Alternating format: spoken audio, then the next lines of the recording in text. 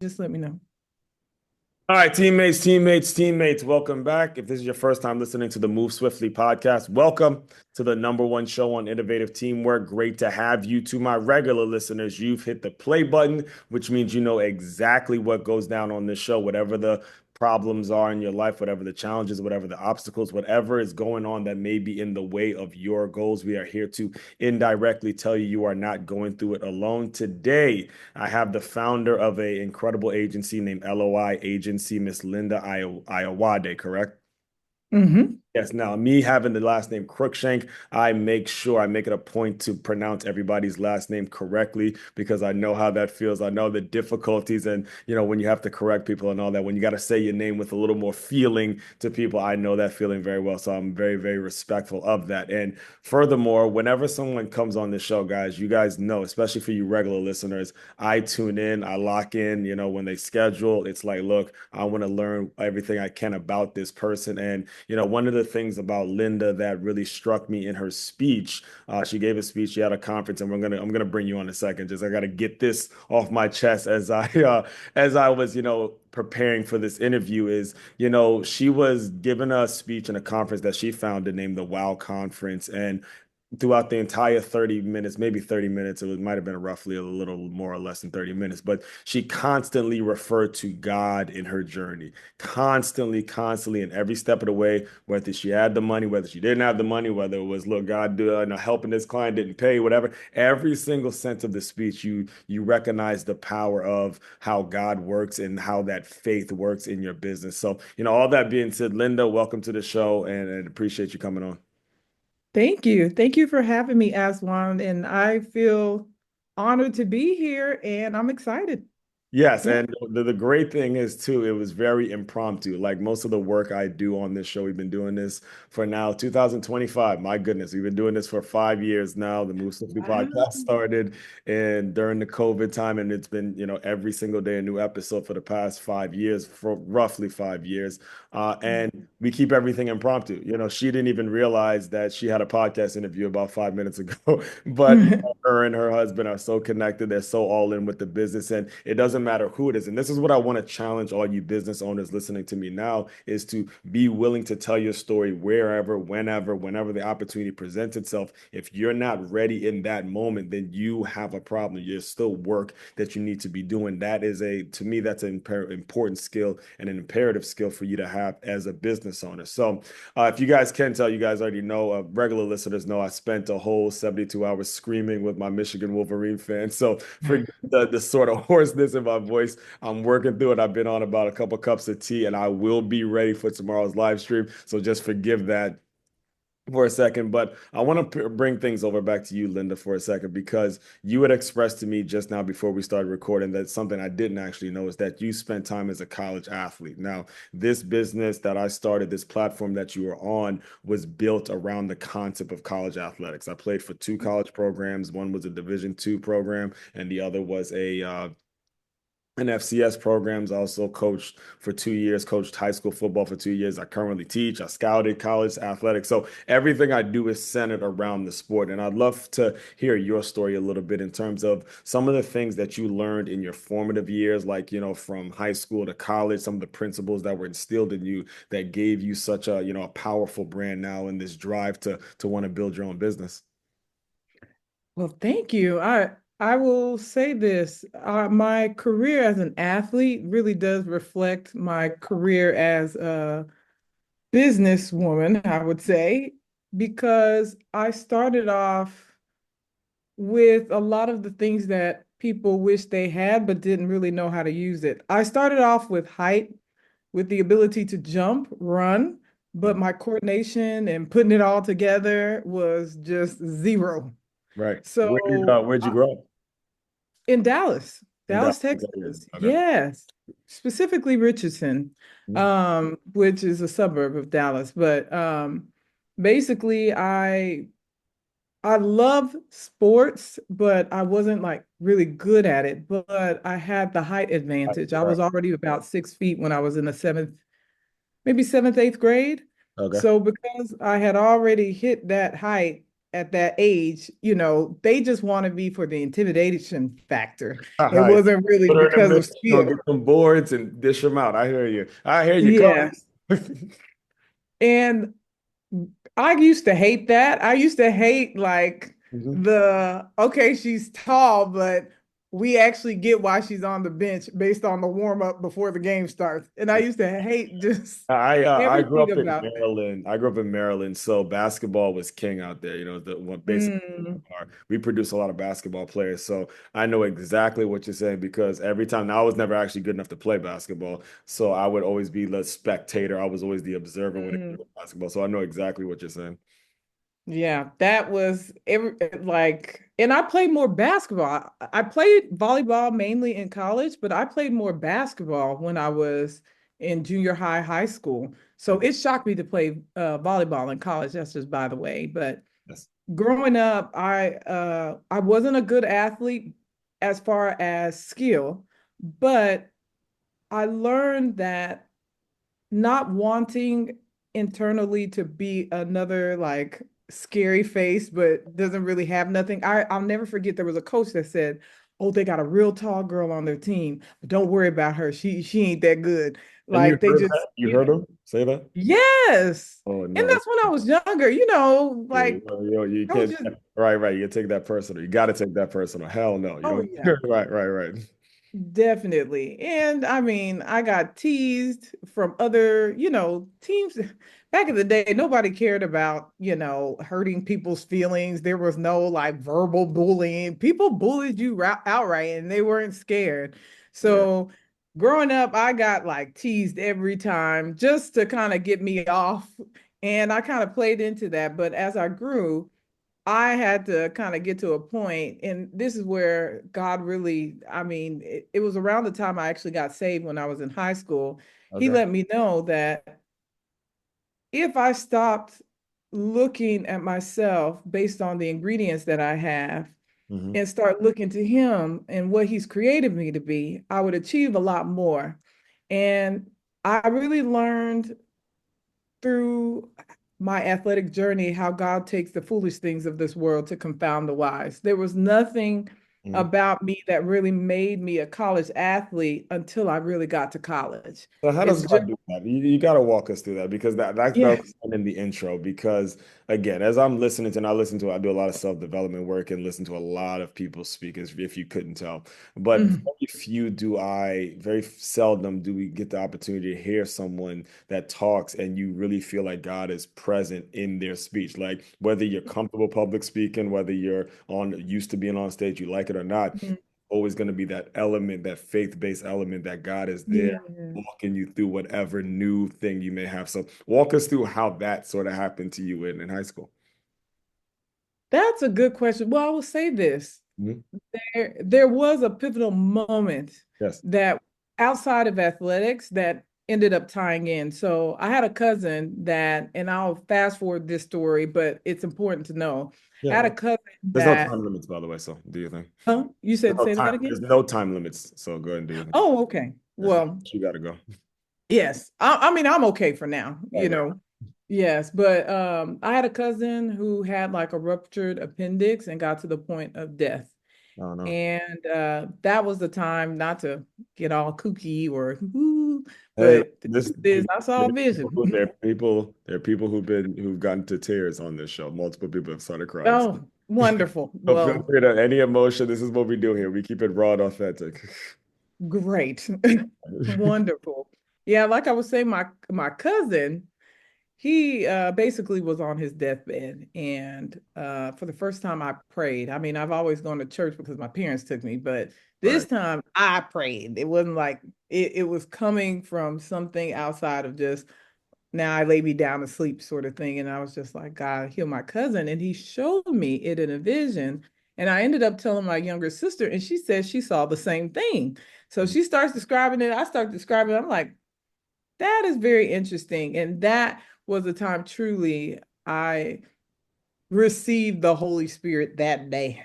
Yeah. And since that time, things hadn't been the same. Like I got a gifting to write poetry. I got like there were so many things that happened all at the same time. And just my outlook on life. I used to struggle with a lot of self-esteem issues and just really feeling down. But everything started to change. And I noticed that my athletic journey was kind of paralleling with my life journey. It went from having all the ingredients, for something great and knowing that it's there, but God made me pivot into leaning on those ingredients, not for what I could make of it, but for what He could make of it. Yes. I I give people this analogy like, a vacuum doesn't a vacuum may look at itself and say, hey, I could be a blender, especially if it's like one of those Dirt Devil ones that have the little spinny thing, or Dyson that has a little spinny things. It could say to itself, hey, I could be a blender, and then start trying to operate as a blender because it has some kind of spinning, thing, and then get mad at itself because it's not operating as a good blender. But if it went back to the manufacturing, book that comes that says the directions of how it's supposed to be used, it will find out that it's getting down on itself for being a blender, but really it's a vacuum. It has a totally different usage. Hmm. So you're trying all these efforts to be a good blender, but you were never designed for that. I think a lot of people go through that, and I did too. I was looking at my height, and I was looking at, everybody saying, hey, you can jump, you could do all these things, and I was trying to manufacture it according to what I thought, you You know, other people. Exactly. What people thought and all that stuff, but truly it was going back to that Hmm. original handbook. It's like us. How many appliances do we have in our house that when we open the handbook, we're like, oh my God, I've been having this for like 10 years. I didn't know it could do that. Exactly. Like, and that's the beauty of reading God's word to find out where our identity is, because his his identity for us Hmm. a lot of times has a totally different, function That.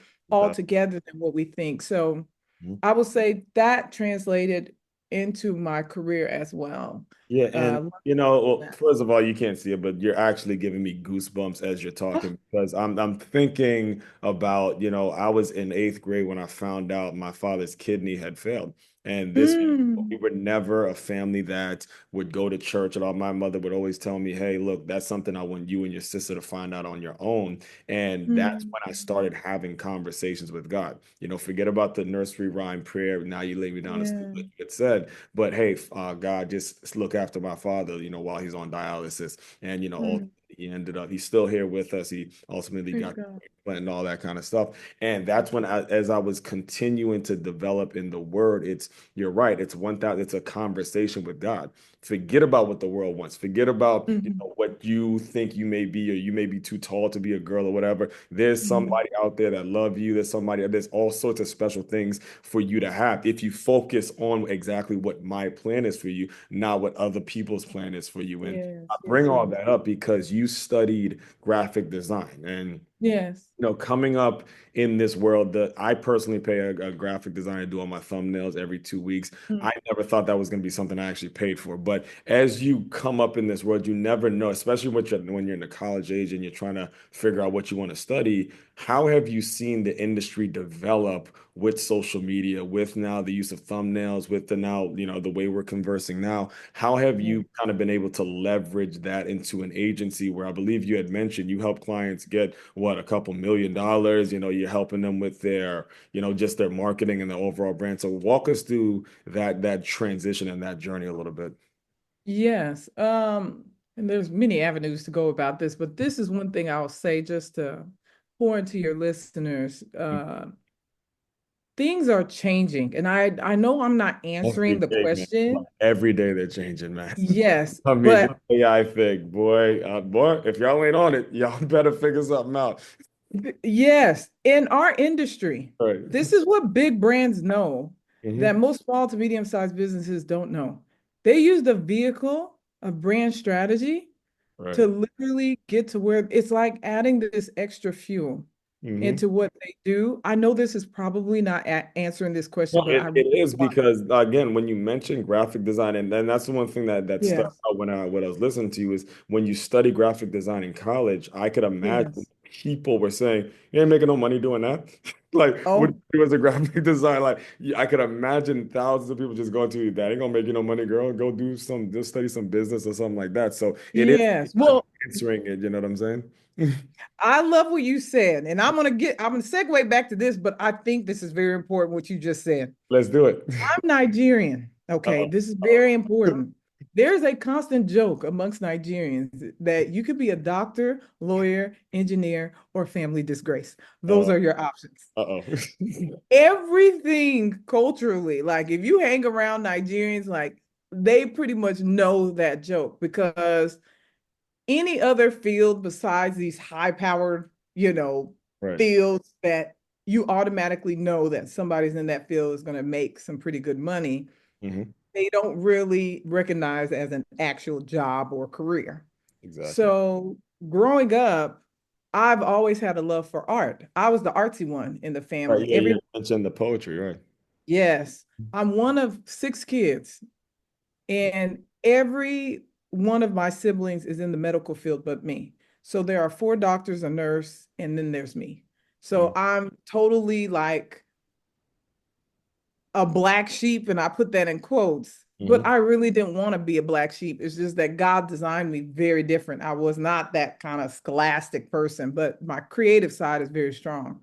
Right. Well, that again, that's that going back to the athletic journey when I was saying there's Mm-hmm. some things you can do, but knowing what you were designed to do is very critical. Right.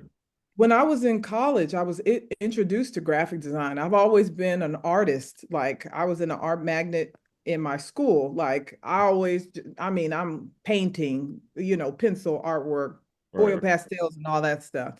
But when I got to college is when I was introduced to the commercialization of graphic design, the kind that, when Apple's looking for a logo or when, all these bigger companies are looking to change their design.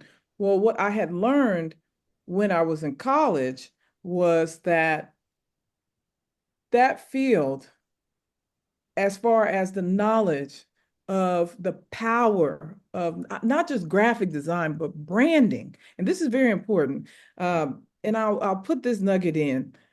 Branding and marketing, people kind of clump them together as if they're one thing, but they're not. In fact, they're two separate things that if you don't know how they work together, they can actually work against you if you don't know how they function.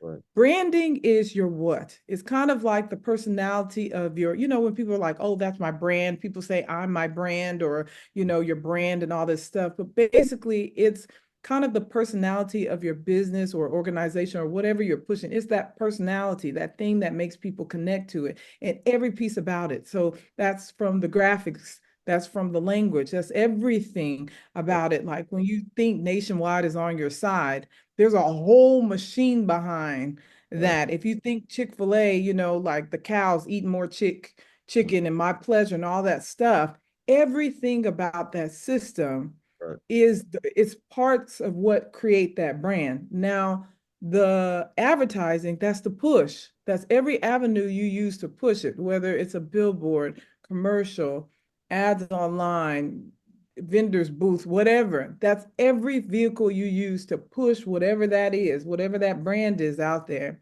Right. And I will say this, most of that information, as far as the industry goes, is gate kept amongst bigger brands. There are some smaller brands that get it, but most big brands, they're already functioning to pay for that first. Small Mhm. to medium sized businesses, don't really know the value of it. So they'll go on with business past a certain point, and then they're like, oh, yeah, I need a flyer. Oh, yeah, I need a logo. And it's kind of like hunting and pecking and choosing which one's a better deal. But the vehicle of the brand helps everything to move faster within the advertising. I know that was a lot, but I hope a Yeah, I little mean, bit of, bring us to, I was just having this conversation because, yeah, again, I'm a college football guy, so I went to two yeah, ball games. And you had one which was the Pop Tart Bowl, and the other one was the ReliaQuest Bowl that used to be the Outback Bowl. And it was Yes. great because I had an opportunity to see up front again, the like you mentioned, the brand is the game. The people are showing up to go watch the Miami Hurricanes play Iowa State. The people are showing up to go watch Michigan play Alabama. The fans are there for the actual vehicle that's getting people out, but the marketing is all of the stuff around it, the stadium, the sponsors, the people that are going to make the shirts. Like I remember buying a shirt, a Michigan shirt, and the name of the company was, I think it was Intellectual Property for Teams. So they go to Mm. teams that have these big, already this big following, and they say, hey, look, let us just make your shirts, put your logo on it, and then cut you in and things like that. So, but the vehicle is the actual game that people are showing up to support their university.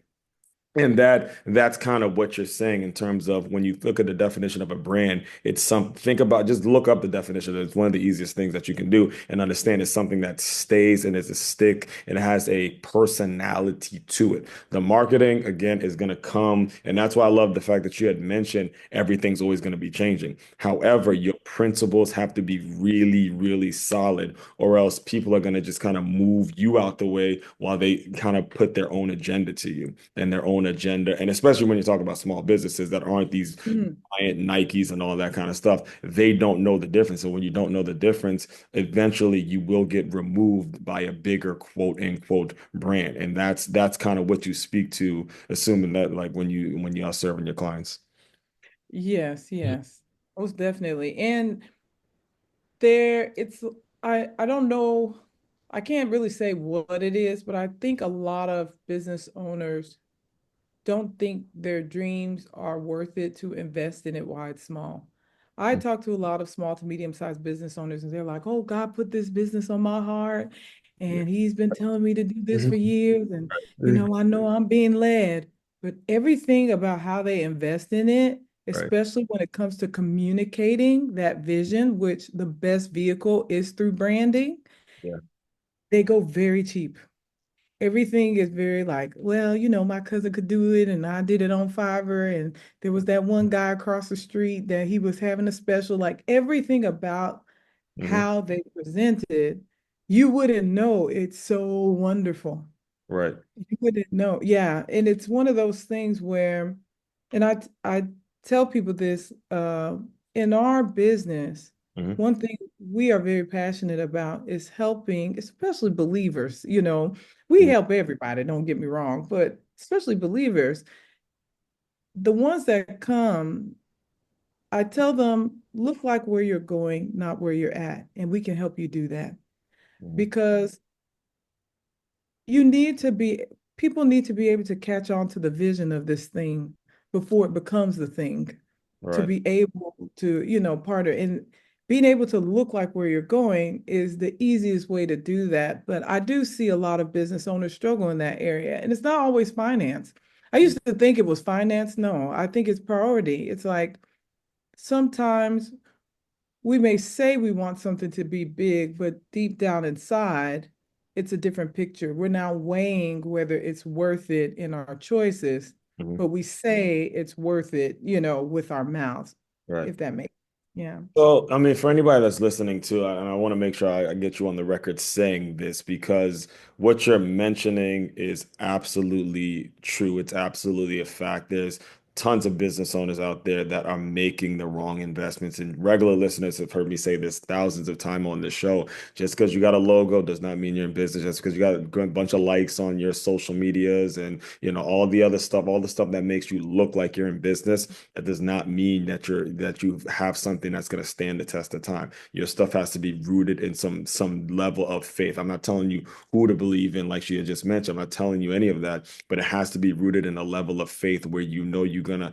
have a solid principle regardless of who comes in. I strongly recommend the book Good to Great. He mentions the hedgehog concept where somebody comes and tries to poke at your business. You got to be like a hedgehog and say, "Yep, I ain't letting you come into my Mm. system." So, all that being said, who is someone that, in case they're listening, that you like ideally look to serve? Like, can you kind of describe your ideal client just in case they're listening and they want to hear more about how you can potentially work with them? Yes, it's usually business owners, small to medium-sized business owners that feel stuck. you get to a point where if you haven't really invested in branding and building yourself as a brand, Yes. your marketing efforts will start not to have an ROI. They Yeah. kind of just maintain you. And it just does this. At first, it was working because no one just knew who you were and it was just nothing. Yeah, But then and you not to get cut you, to but I want to make sure I give this, people an example, a specific example of that. When I put my first book out swiftly, it was around the time that this podcast had come out. I was working at a gym. I was a trainer at a yes. gym. So the books were flying off the shelves. I bought a whole box of them, and every member bought a couple copies. But after that, it hit a wall because I didn't have it set up to where I could be speaking. I could be selling them a package. I could be selling them a course with the book and all that. That's on my end was lack of a system. So when she mentions those small to mid-sized business owners that feel stuck, it's like, look, you've already gotten your peoples to buy, the people that you knew were the people that were gonna buy the stuff, the small ticket stuff. Now she's coming in and helping you build a business around that specific tactic that you have to draw people in. So I want to make sure I clarify that because I No, personally, that's good. yeah, I was personally exactly that person you're describing. That was me, and that's the cool part about it. Yes, thank you. Thank you for doing that, Yeah. Aswan, because truly, I wouldn't have caught that. So I appreciate you doing that. Yes, yeah, That and that's the thing with thought leaders, man. I know people, we've all been through it, and that's just part of life, man. yes. Yes. And I will say this, that stuck part, and this is very important. It's not just brand, it's brand strategy. Hmm. Because you can build your brand and still have the same stuck situation, meaning that you have a logo, you have a website, Hmm. things look relatively cohesive, but there's still that stuck. Brand strategy is connecting how you generate income and how you grow in income and impact Hmm. as you communicate who you are. It's the making of a household name. Yeah. That's that level where you don't have to talk about your business, other people are. Yeah. So, for example, tissue. People say, hand me a box of Kleenex. We don't know if it's Kleenex. It could be Equate. Yeah, that's But a great yeah, point. you're saying Kleenex because Kleenex is a household name. Yeah, I used to think tissue was actually Kleenex. I thought that that's what it was. I didn't know it was a brand as a child. I yeah, thought it was tissue paper. right. That is the power of being a household name and using brand strategy as the vehicle to do it. Yeah. In your head, you start to connect things that are not necessarily connected. Hmm. Young kids these days don't know when you say apple if you're talking about a fruit or if you're talking about an electronic. Yeah. How is that possible? That's So, Steve Jobs at his best. Actually, one of my favorite thought leaders, Seth Godin, the author of Purple Cow, he has a video mm, out there. He says this really well because, again, me, I'm a big sports guy, but he talked about if Nike were to go out and create a hotel, all of us can somewhat imagine what it would look like if you really mhm. thought about it. But the Hyatt or the Marriott goes and puts out sneakers, we wouldn't know it at all what exactly they would do. And when he made that analogy, it was like, okay, having a household name and again, having a name like Aswan Crookshank, your last name, all of that stuff starts to work to your benefit. And again, we're going to keep going back to these same principles. Talk to God and he going to give you Yes. powerful. He gonna give you like, hey, look, that's your People, brand, man. Use that thing because I gave you that, and that uniqueness is what's gonna be able to set you apart and build something solid for you. So, Linda, I could probably talk to you for hours, but I do want to be very, very respectful of your time. Can you just speak to people a little bit about what you got going on next? If you have any conferences, the books, and all that stuff that you have out now, the microphone is yours to go ahead and plug away. well, thank you so much, Aswan. First of all, this has been wonderful, and thank you just for your time and My pleasure. just My being on pleasure. your show has been wonderful, Yes, wonderful, my wonderful. pleasure. One thing I would love to say to your viewers, and this is a word the God gave me a Mhm. couple of years back that I tell people everywhere I go. There is no competition in your calling. Mm, Most people feel competition is because they're not doing what they're called to do. They may be looking at someone else's calling to measure their calling. I mm, tell people that there is no traffic in the lane of one. mm. So find what you're called to do and brand that. No matter what your business is, find what your business is called to do, what you're called to do, and you'll never suffer from competition ever. Hmm. That's one. And then the next thing is we have a conference that's coming up in fall that really, really helps entrepreneurs not only to grow in wisdom when it comes to how they pursue their business, but it helps them to build off of biblical principles and how they pursue, how they get wealth.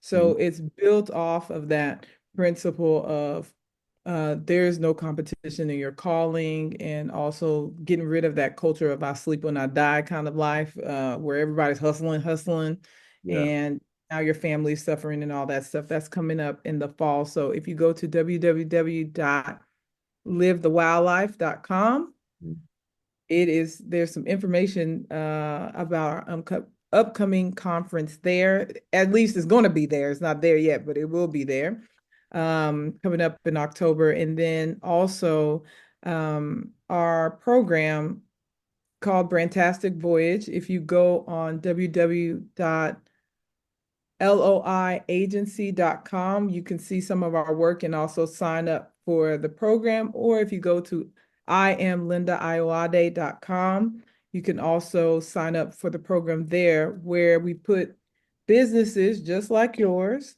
If you're a small to medium-sized business who has gotten stuck, we put you in a brand incubation system that helps to give you the same foundation for your brand that all these Nikes and Chick-fil-A's and everything has, but in a quick system that allows for you to scale with. So if you go to imlindaayowade.com, and hopefully my name is, they'll be able to see my name on the screen and Yeah, yeah, ask. I saw all this will be included in the show notes as well. So you guys not to Excellent. worry about, writing all this down right now. There'll be a link somewhere wherever you're listening to it, to just go and check out all the information. So, all that being said, Linda, the way I close out all the shows is I want you to use your imagination a little bit. You are, say, back in what, sixth or eighth grade. You're now getting into boys, but you're this tall, lanky girl. You're playing ball, but you're not, into it. You're just, doing it because you feel like somebody told you to do. Pretend that that version of Linda is here in Oh, the Zoom room.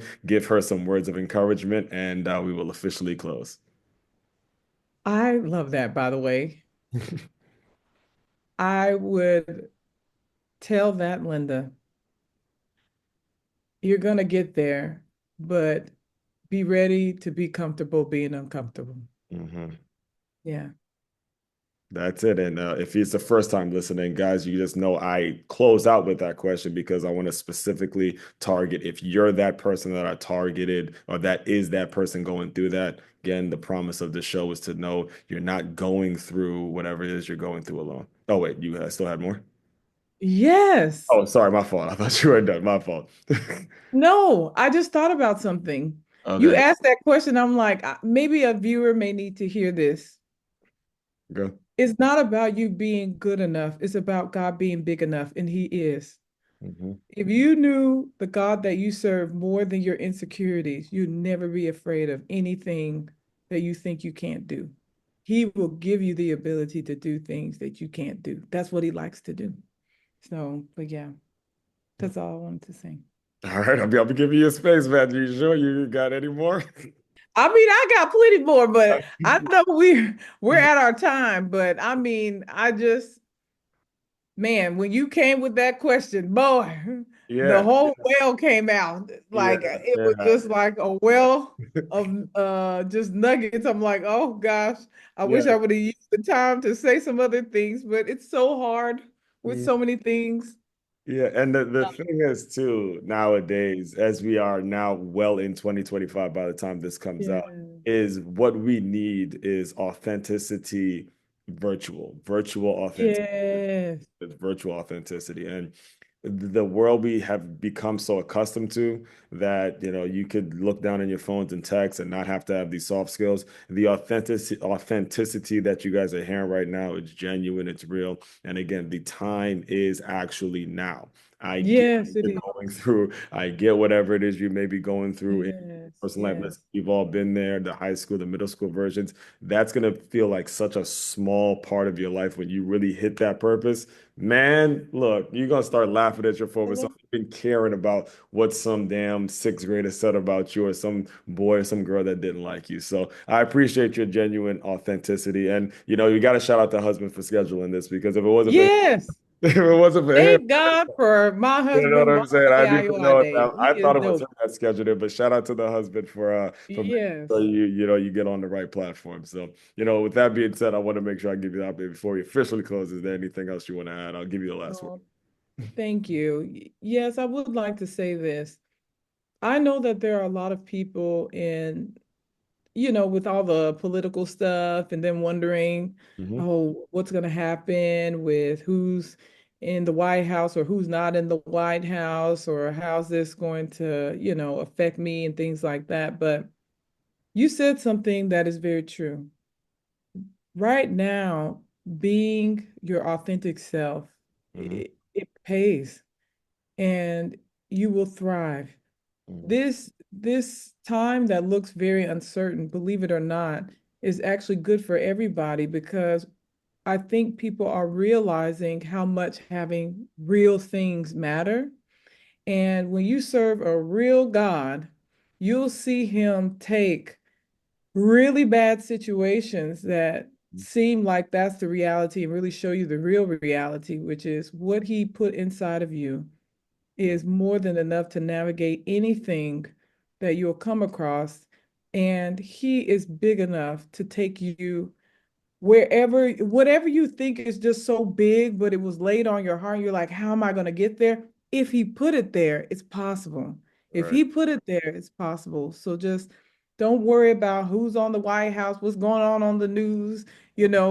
That's the news, but there's a good I've news. actually, like, I've definitely lost friends over this election. I definitely have. No, I mean, plenty of people did. I mean, marriages were wrecked. yeah, it was, and I grew up in Maryland, so I grew up all around the political landscape. So yeah, Yeah, you're right. Once you put it on you, man, look, that means you have the ability to get rid of it. So, all yeah, that being said, fellow teammates, continue to move swiftly. yeah. We will talk more soon.